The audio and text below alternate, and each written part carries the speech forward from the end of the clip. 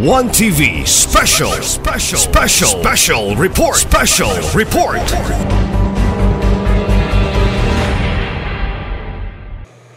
Okay. Yes, Honorable Chair, it was well clarified during the Joint Committee hearing nga ang extension is not an extension of the period to apply. Apply no January 20 na nakay application, nagkaroon comments, dim completed na imong application, complete na tan.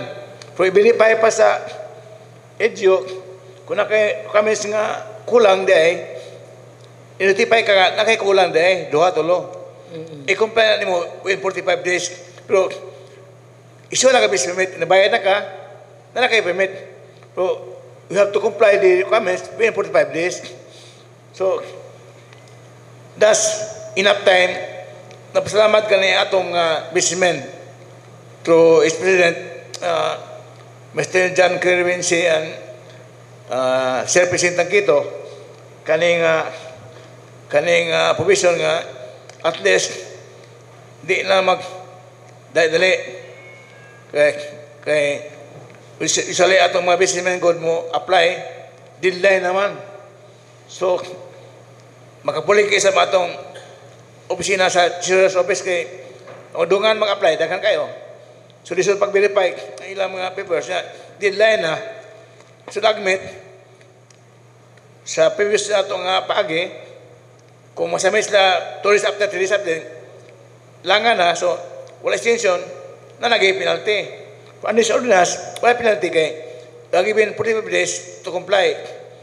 Kanilang gihatag nga 60 days na pan-extension, 3,000 gamay ang atong mga Sigurous Committee kay taas na kaya ang 60 days. Paingon sab ni Pipilo nga once in a lifetime, sibot kalibog sila nga once in a lifetime. So, di kayo masabot ba sa atong stakeholder? Anong ibutang man niya once in a lifetime na dahil nga ordinance, basic, ang tuyuan nga 15 days na, tutulo 60 days. So, ang itarungan ni Honorable Sir, katong mga requirements nga lisod kwaon sa DNR, within take time, nga kanang nga requirement, na dili po na kada tuig sige na ilangan. Kung makuha na mo, so tuig, na. So di na ka magkuha. Munang ilang gibutang i-comment sa Bibilo nga once in a lifetime. So ato ito nga ning i-modify ang ordinance nga dahil ang sabtan ba? Kaya dili, it cannot be subject to many interpretations. Nang sa'yo nag-interpret ang ordinance. So, kaning ato na i-modify as stated by the sponsor Honorable Sirco, ato na i-modify ng letter B, no? So, okay yun, 60 days yun hindi 15 days lang. Nga, matutal lang 60 days. Kaya, base ba ang tuyo,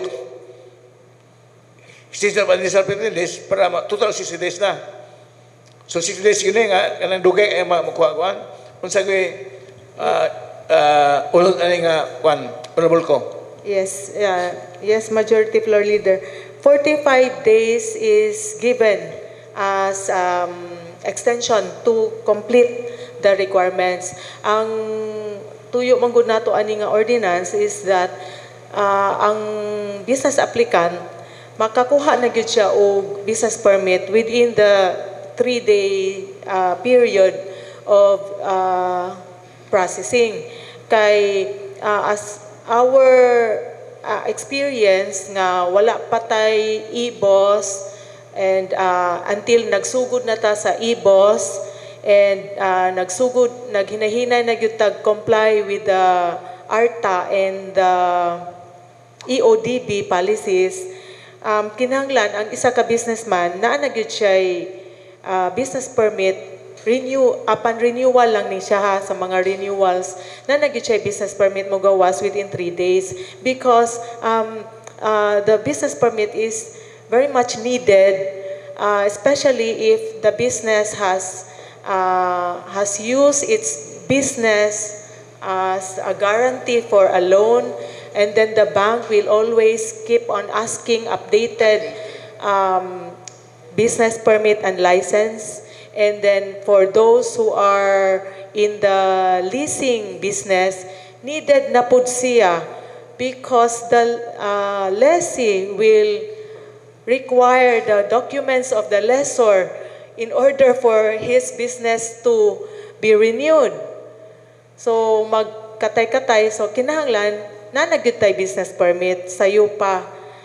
We do not have to wait until kay namanggutay experience nga second quarter na wala pa ning gawas ang business permit. So the bank is asking them of their documents which we cannot produce kay wala man. So with this nga na kay 45 days period given to you to comply with the requirements, nanatay kay business permit. And then if 45 days is not enough, you are given another 60 days, which tanawon pod o qualified ba ka na by evidence nga kinahanglan jud ka aning one time extension of 60 days. Kaning 45 days in which if or let's say na consume niya ang 60 days wa paghihapon siya naka-comply sa iyahang business permit, iyang business documents, pwede na ma-cancel ang iyahang business license, pwede na mabawi and ma-advise for closure na iyang negosyo. So with that, ang city treasurer will not be any more worry of the documents na kulang as long as nahumanan na siya bayad. Let's say for the first quarter or second quarter, mag-continue siya bayad. Kay the BPLO will be the one in charge of checking the compliance and the closure of the business.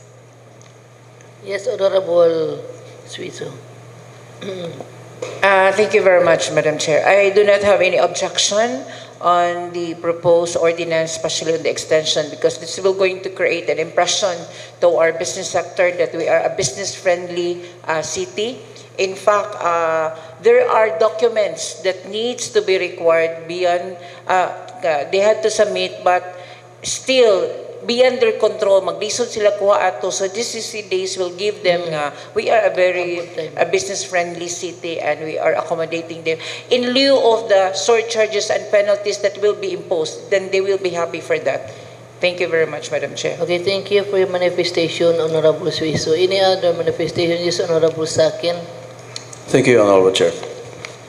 I have no objection regarding the amendments of this ordinance, Honorable Chair.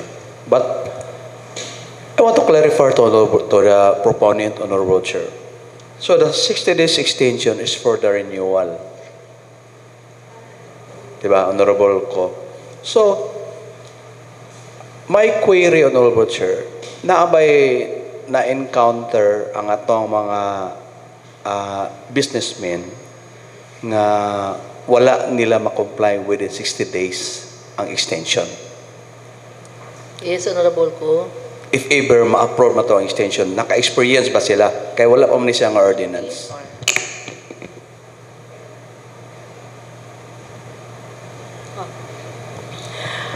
Based sa experience sa ato ang mga businessman, no, because we haven't yet imposed or started with our 60 days period grant sa extension. Pero in the past years, ang ilang experience, tagdugay gud kaayo mugawas ang ilahang licenses, even if all the papers are already submitted. So with this ordinance, mugawas na ang ilahang renewed business license and permits within 3 days, kung simple lang business transaction. Yes, yes. Mugawas na, even if napa sila'y kulang. Yes. The delay of the issuance of clearances from the national offices like DNR, DOH, ba? So, kini siya nga extension nga gi-propose nato. So, igo na ba ang 60 dias nga ma-comply nila ang requirements sa national offices? Yes, yes, Councilor, sa akin kay before the 60 days extension, napamay 45. Yes, excluding the 45 days. Excluding? So, muagi sa siya og 45 days, then another extension of 60 days. Oh, So, that 60 makes days. it 105 105 days. Yes. So, that is more than 3 months. Yes, more than 3 months ang... Pwede na siguro? No. More than 3 months. More than 3 months. Like, for example, nag-apply siya January 18. 45 days extension will start January 3. Tagaan pa man siya o i-notify pa man siya nga unsay ang kulang. So maybe mag-start siya January 21 ang counting sa 45 days. Dayon. After, within 45 days, dapat ma-comply na niya. If not, 5 days before the 45 days end, mo apply na siya og extension. 60 days extension period. If di pag jud ma-comply, maybe special cases or canceling application. No, he has to if is justified, he has to personal kuan na siya, special cases na pud na siya nga treatment or another transaction. Pero the businessman is required to pay the quarterly business tax good. Okay, thank you, Honorable Chair. Thank you, Honorable Ko. Okay, thank you for your manifestation, Honorable Ko, regarding the query of Honorable Sakin. In other words, 105 yun ang mahitabo. 45 plus the 60 days. Yes, pero... I think that's fine enough. That is only applied once katong 60 days extension period. Pero the 45 days can be granted, can be requested every year, every renewal. Kaya naamang mga mahibilin nga mga documents dili man likayan nga makulangan ginagmay. Especially kaning mga occupancy permits nga mga old buildings, then karon pa nagkuha og occupancy permits, it will take time. Okay. Thank you. Thank you, Honorable Ko. Is there any other Honorable query? Chair, Yes. going into the theory of advocates, diverse advocate. No? Honorable Chair, 45 days is a long time extension. Happy na ang mga businessman nga pag pasin nila at least 3 working days na sila mismimit bayad sila kung na kulang. Ang kulang lamit isod muna taga sa 45 days is a long time, 45 days. So kung tagaan niya mong 60 days pa layan na po ng final extension, which is once in a lifetime, 105 na kung mo-avail ang businessman.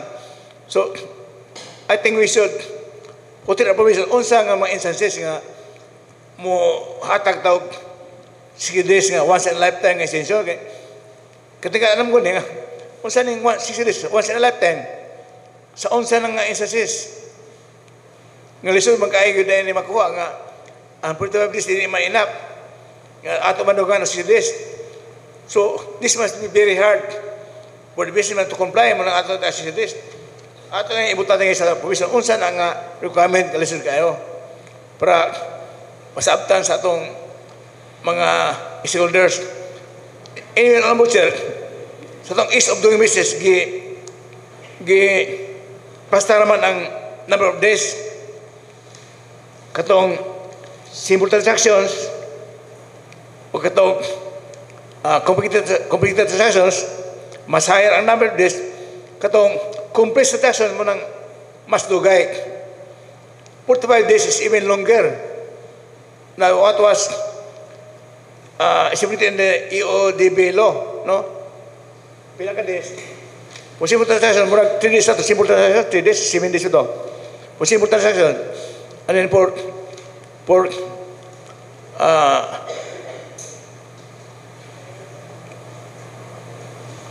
murag completed transaction, murag 14 days. 3, 7, 20. So for simple, 3. For completed, 7. For complex na, 21. 20, 21. So, 21 ra, kung complex na, and we even gave 45 days. This could be enough. Because the premise of the EODB law, students lang, ilan ang istadihan, ilan ang research, pila ang time good nga, ang ngayon nga, hatag sa itong businessmen. So, 21 is the maximum time given to businessmen. Passing time. For complex na siya, lisod na ba? Nakita yung hatag 45 days to comply lang sa mga urban requirements. No? So, and then we give another 60 days. So, murag over-compliance, murag uwi na ba? Over-compliance. Okay. Ang atong EODB law, 3, 7, 20. Simple, 3 days. Complicated, 7 days, 1 week. Kung complicated na, lisod kayo i-comply, 21 days, 20 days na. Kita, we are giving 45 days. This is more than the 20 days maximum kuan. So, unya, muhat na magitag once in a lifetime. Na dili masabtan anong once in a lifetime man. Na 60 days. So, as a defense advocate, muna dili clear na ano sir. Kanina 45 days, wala ko vision na. This is peacefully. It's enough time. Pero kung muhat na 60 days, ato na i-clarify. Unsa na nga, matas na wala gil igo man ng 45 days. No? Kaya maling kumintar ang sito sila, lugaya ba, 45 days, na pa 60 days, 105 days na. No? Kaya 45 days, reasonable tayo eh. Pero maximum na eh. Kaya once in a lifetime ang 60 days, nga naman yung once in a lifetime man. So, in once in a lifetime, kasara ka problema, di na dyan ka problema eh. Basta ka nga problema mo, magawa po na twice in your lifetime. So, muna yung katagaan ba, nga nang once in a lifetime lang, 60 days. Ato na lang ibutang every year, ato extension. Kung lisun kayo, 15 days. Working days. Taas ka ng 45 days, na magiging 60 days.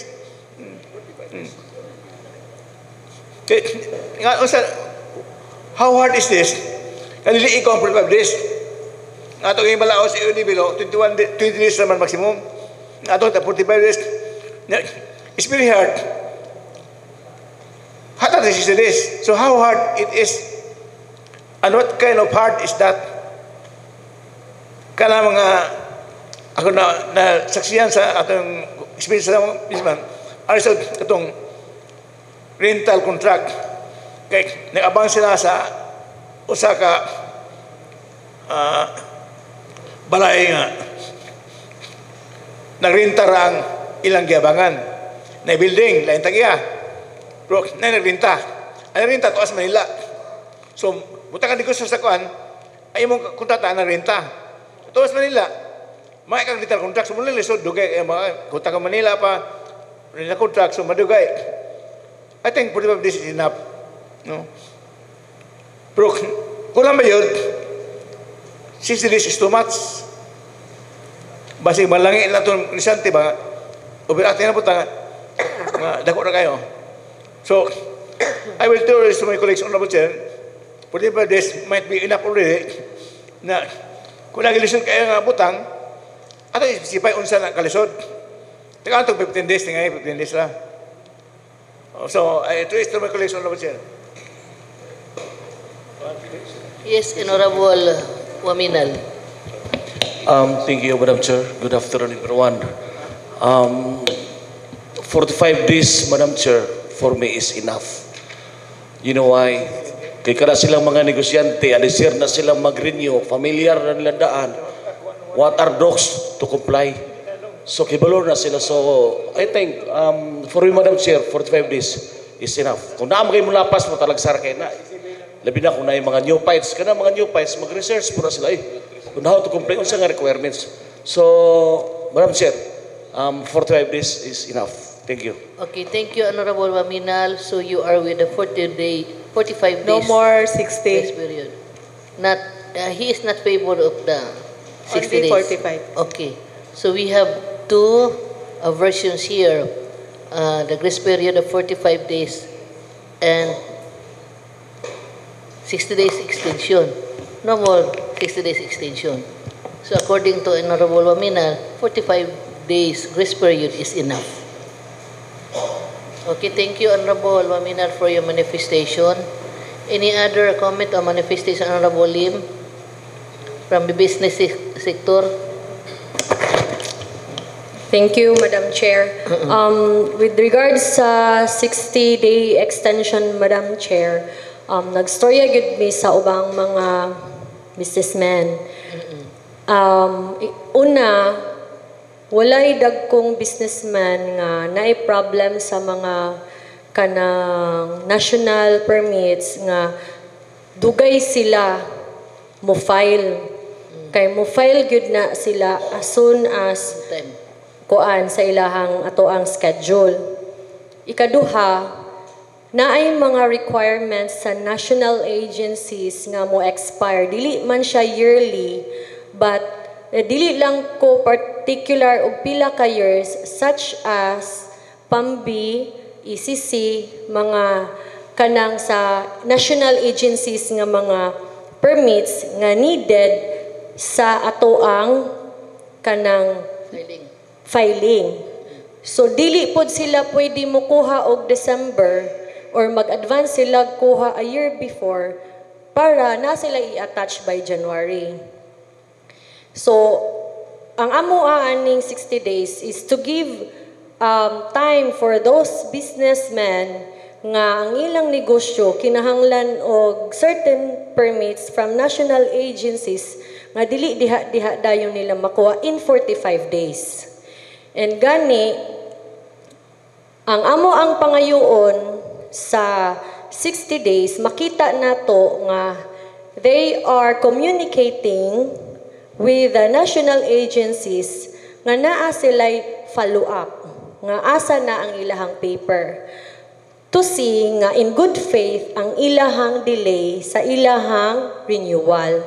And dili pod tanang businesses ang allowed for 60 days. Only a few but complicated businesses, Madam Chair.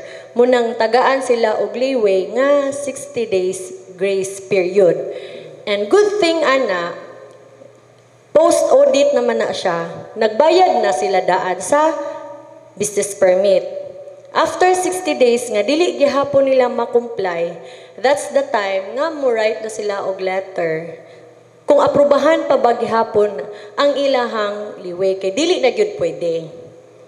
So naay business nga dili jud makuha in 45 days, labi na makuha pa ang ilahang kuan, Madam Chair, sa lain pa nga lugar.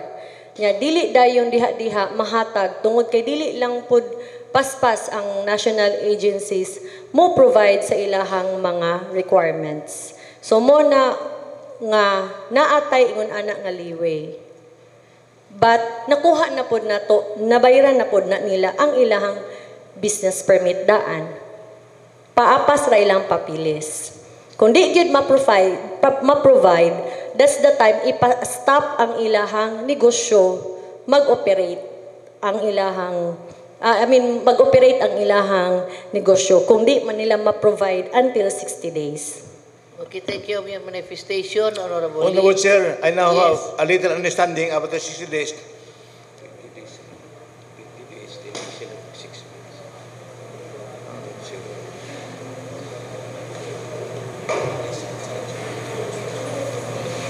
Ato man ordinansa, EODB lo ba? EODB lo. Di man EODB na.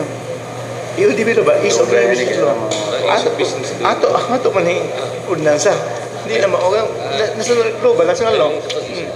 Honorable Chair, Thank you, Honorable I know only the Majority understanding sa kaning city days, kaya mention ni Honorable Lim, Catherine Lim, ang ICC o ang PAMBE. You know, kung wala kay ICC, hindi ka negosyo.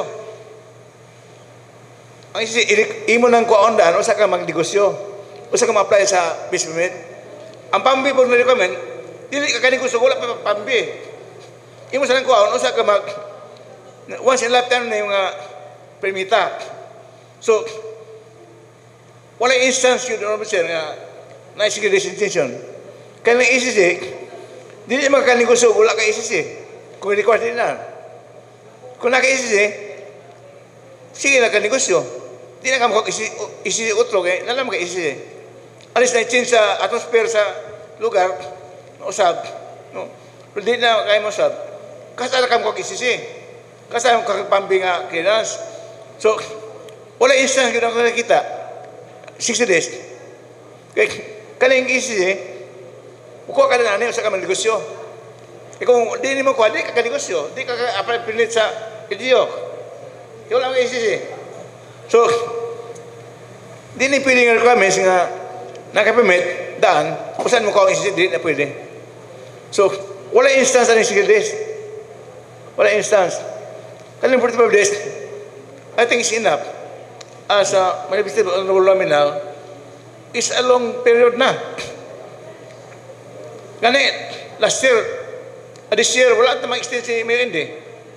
Yung 20, wala extension. Oh. Pero, kani nga ordinance, mo pa ang mga isante, bisa ko extension, na may time to comply. Lahi ang passing time, lahi pa ng complying time. Lahi complying time. So, ang passing time at least 3 days, ang complying time, 45 days. Mag-comply ni more requirements. Pero nga sa 60 days, yung once in a lifetime, pero dili ni, ako nakita nga, applicable na ba? Kaya namin sa ICC, di makakaling sa wala ICC. PAMBE, di ka nang suwa PAMBE. Di siya nakuha sa ICC. Dugay na.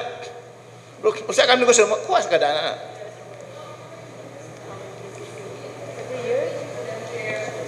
Okay, thank you, Honorable Majority Leader. Honorable Cypris, you now recognize.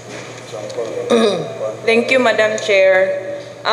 Based sa amo ang experience, Madam Chair, ning concur ko sa gisulti ni Honorable Majority Floor Leader kay like sa poultry business, before ka na mag-start og business, mukuha mo gyud kag ICC.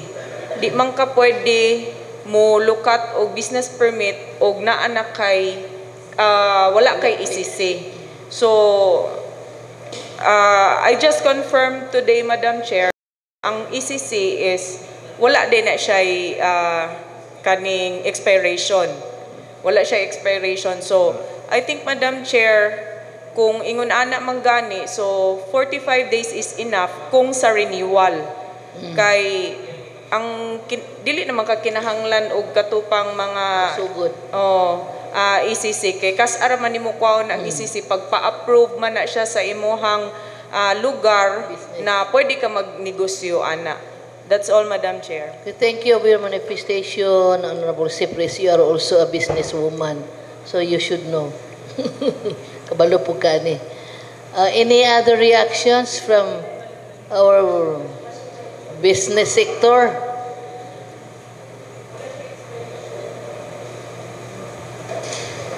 So will the sponsor still to the proposal nga wala na financiation kaya there's enough time for this. So there is a proposal to remove na lang the 60 days but retain the 45 days extension of the compliance, not the processing. So the processing time will still follow the rulings sa JMC and remove the 60 days. Would it be all right kinsa ni Honorable Katkat Lim nga i-remove ta ang 60 days. There is a businessman who also expressed nga ganahan sa siya nga paspas ang business permitting because dili ka renew iyahang PhilJEP kung walay new nga business permit. But I don't think the PhilJEP certificate will will take more than 45 days. Once naa na tong gihatag na to nga business permit, despite nga kulang ihang papers, then na siya 45 days to comply. Konsehal Katkat Lim, will you please expound on the 60 days additional grace period? Kinanglan jud. The Honorable Lim, your experience